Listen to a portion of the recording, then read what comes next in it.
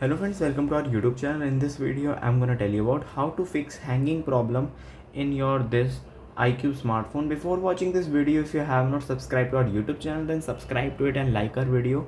So let's start friends. First point is never use mobile phones while charging. It will create an issue like heating issue or hanging issue.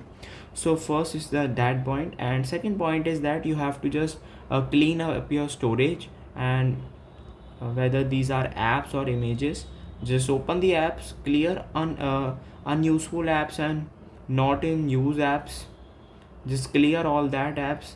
Then friends, go to the file manager and you have to clear images, documents that are not in use and not that much important, so you can just clear them all and release some storage. Then friends, you have to update your smartphone from your this, go to settings, then go to about phone, and then friends, if there is an update it will show, and then you can update. It will fix your hanging problem. Then you can restart your device also.